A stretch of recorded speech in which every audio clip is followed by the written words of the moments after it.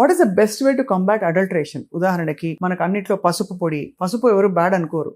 In fact పసుపు ఒక 1/2 tea spoon పసుపు రోజు నీళ్ళలో వేసి తాగితే దానికి యాంటీ ఆక్సిడెంట్ ప్రాపర్టీస్ ఉన్నాయని కూడా చెప్తాం. బట్ అది కల్తీ పసుపు అనుకోండి, ఉన్నది పోయి దాని పేరు అంటే అసలు కూడా ఇదవుతుందని చెప్పి. సో ఎలా, how do you, is there any అంటే ఏమైనా మ్యాజిక్ పిల్ ఉందా, లేకపోతే ఫలానా తాగితే నీకు డీటాక్స్ అయిపోతావు అని చెప్పచ్చా? లేదండి, అంటే దీనికి స్ట్రిక్ట్ రెగ్యులేటరీ కంట్రోల్స్ ఉంటే ఓన్లీ సొల్యూషన్. బికాజ్ అప్పుడప్పుడు MDH మసాలాల్లో కూడా వచ్చింది సార్, బ్లడ్ ఇంకా ఏదో ఉన్నాయని చెప్పి ప్రిజర్వేటివ్స్. అవును, బ్యాన్ చేశారని చెప్పి కూడా మనం విన్నాము. సో అంటే ఇది మనకి వీటికి యాంటీడోట్స్ ఏం లేవు. ఇవి లేకుండా చూసుకోవాలంటే మనకి regulatory system, governments strict action తీసుకోవాలి తప్ప.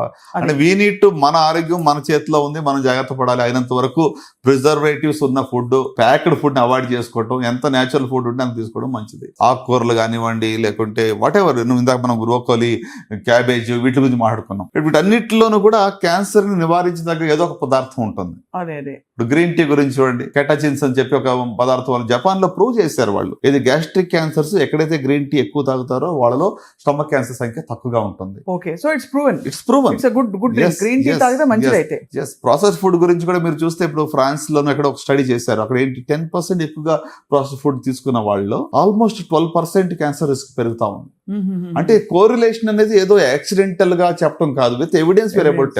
సార్, మీ అపారమైన ఎక్స్పీరియన్స్ లో మీరు ఛాలెంజింగ్ కేసెస్ చాలా చూసుంటారు. మోస్ట్ ఛాలెంజింగ్ ఏంటి, మీరు ఎలా వాళ్ళని నయం చేశారు సార్? షూర్ అండి, అంటే ఒక ఎగ్జాంపుల్ చెప్పాలి. ఆల్మోస్ట్ 10 years బ్యాక్, పేషెంట్ పేరు మార్చి చెప్తున్నాను జస్ట్ ఫర్ దేర్ కాన్ఫిడెన్షియల్. అంతే కదా సార్, అంతే. షీ వాస్ 32 అనమాట. సో సాహితి తన పేరు, డిఫరెంట్ నేమ్ అనుకోండి. Okay, so 32 years old, 6 months బేబీతో పాటు వచ్చింది.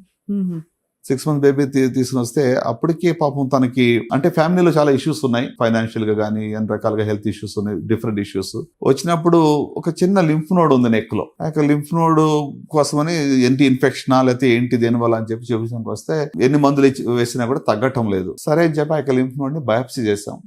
బయాప్సీ చేస్తే అది నాన్ హాజ్కిన్స్ లింఫోమా అని వచ్చింది. ఒక టైప్ ఆఫ్ బ్లడ్ క్యాన్సర్ అనుకోండి, లింఫ్ నోడ్స్ లో వస్తూ ఉంటుంది అది. సరే, నెక్స్ట్ మరి అది వినగానే ఆమె షీ వాజ్ ఇన్ షాక్.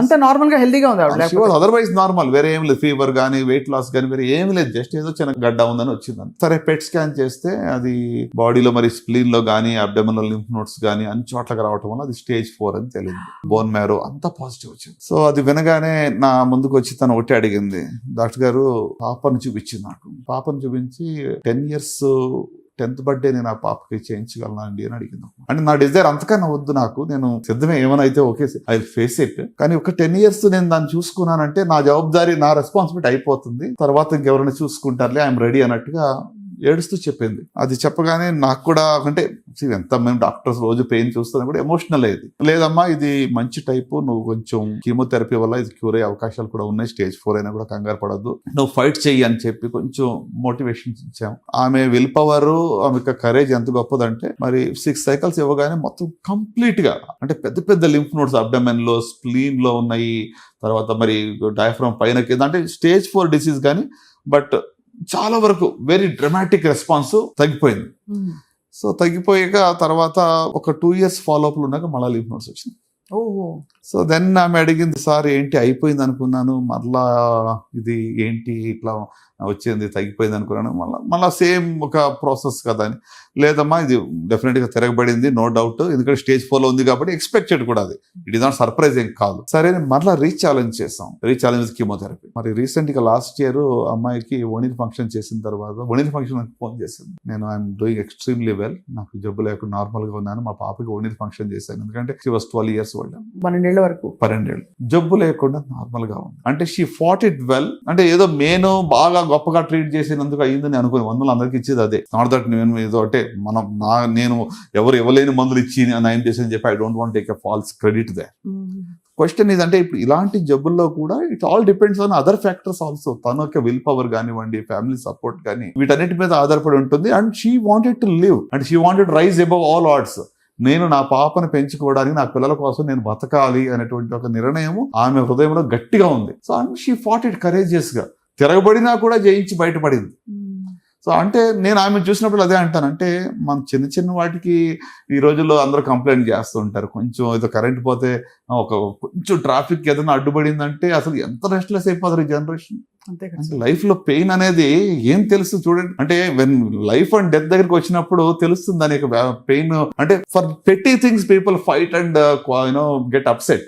అంతే కదా సార్. అన్ని మనకు ఉన్నా కూడా చిన్న చిన్న వాటి కోసం మనం చాలా అప్సెట్ అవుతూ ఉంటాం. సో అంటే నిజంగా మరి ఆ సాహిత్యక స్టోరీ అనేది నాకు ఒక గ్రేట్ ఎంకరేజ్మెంట్. అంటే ఒక విల్ పవర్ ఉండి ఒక సంకల్పం గట్టిగా ఉన్నప్పుడు ఖచ్చితంగా వాళ్ళు ఫైట్ చేసి బయట పడతారు అనేది it is proven beyond doubt. ఇలాంటి చాలా కేసులు అంటే స్టేజ్ 4 లో ఉన్న వాళ్ళు లాస్ట్ టైం మనం మీరే షూట్ చేశారు ఒక గీతా సురేష్ గారు, మీకు తెలుసు విల్లింగ్ గా బయటకు వచ్చారు కాబట్టి ఆవిడ పేరు చెప్పారు.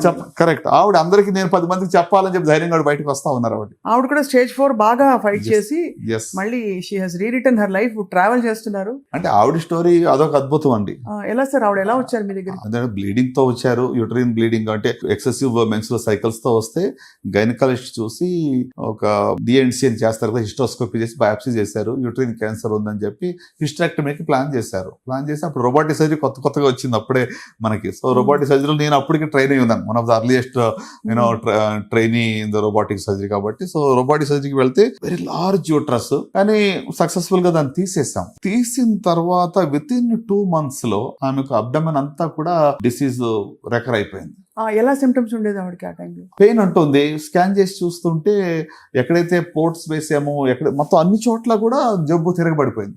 కడుపులో అన్ని చోట్ల మల్టిపల్ ప్లేసెస్. సరే మరి కీమోథెరపీ ఇవ్వాలి. కీమో ఇస్తే అలా కీమో తట్టుకోలేని పరిస్థితి, హిమోగ్లోబిన్ పడిపోవడము, ప్లేట్లెట్స్ పడిపోవడము. ఆవిడ ఎంత అంటే పాపం 2 చిన్న యవనస్తులు అమ్మాయిలు తనకి, వాళ్ళ ఫ్యామిలీ కూడా గ్రేట్ సపోర్ట్ లేండి. సురేష్ గారు చెప్పాలంటే అమేజింగ్. ఆయన చేసేంత వర్క్, హోంవర్క్ మేబీ ఆమె గురించి మేము యాజ్ డాక్టర్ చేస్తున్నాము. అంత అన్ని ఆప్షన్స్ ఏం చేయగలం అని చెప్పి ఆయన చాలా తపన పడ్డాడు. అండ్ ఫైనల్ గా she had that will power to fight also. So దానివల్ల మరి కీమో అన్ని మానేసాం చివరికి. We tried some other alternatives also, including ఏమంటారు దాన్ని అంటే ఓజోన్ థెరపీ కానివ్వండి. ఇట్లా అంటే ఓజోన్ థెరపీలు కూడా అందరికీ పనిచేయండి. బై ద వే నేను చాలా మంది స్టేజ్ 4 హోప్లెస్ కేసెస్ వాళ్ళకి కూడా ఇంకేమీ లేదన్నప్పుడు ఇవి కూడా ట్రై చేసాం, వాళ్ళు పని చేయలేదు. మనం కొన్నిసార్లు what we talk should not mislead people. ఇటీవల సిద్ధు గారు ఒక ప్రెస్ మీట్ పెట్టి మా వైఫ్ కి స్టేజ్ 4 ఓవరీ క్యాన్సర్ ఉంది, అన్ని వేస్ట్, ఇది ఇచ్చాను, ఈ ఫుడ్ ఇచ్చాను, ఈ పలానా తీసుకుంటే దానివల్ల ఇటీవల నాకు చాలా మంది పేషెంట్ నా దగ్గరకు వచ్చి బాధ ఏం చెప్తున్నారంటే మేము అన్ని మానేసి తీసుకున్నామండి, మాకు ఏం ప్రయోజనం జరగలేదని చెప్పి వాళ్ళు ఇంకా నష్టపోయి వస్తున్నారు. అంటే సమ్ టైమ్స్ సెన్సేషనలైజ్ చేయడం వల్ల రాంగ్ ఇన్ఫర్మేషన్ వెళ్ళి పేషెంట్ నష్టపోకూడదు అనేది నా మనవి అనమాట. ఎస్పెషల్లీ సుమన్ టీవీ ప్రేక్షకులు నేను చెప్పేది ఏంటంటే ఒకరికి జరిగింది కాబట్టి నాకు అలాగే జరుగుద్ది అని చెప్పి అందరూ దాన్ని అడాప్ట్ చేసుకోకూడదు. అంటే క్లినికల్ అండ్ ఎవిడెన్స్ బేస్డ్ గా ఉండేవే మనకి ఎక్కువ పనిచేస్తాయి, సపోర్ట్ సిస్టమ్స్ పెట్టుకోవచ్చు. Correct right. అలా గీతా గారు అలా బయటపడ్డారు సార్. ఆవిడ కూడా మోర్ దాన్ 10 years అండి ఇప్పుడు. అంటే స్టేజ్ 4 అది కూడా కార్సినోసార్కోమా అంటాం, చాలా అగ్రెసివ్ డిసీజ్ అది. అలాంటిది 4th stage డిసీజ్. మెడికల్ గా మేము అది క్యూర్ అవుతుంది ఇంతవరకు చూడలేదు. అలాంటిది టోటలీ క్యూర్. నార్మల్ ఎక్కడెక్కడ అన్ని స్కాన్లు చేసింది ఏమి నథింగ్.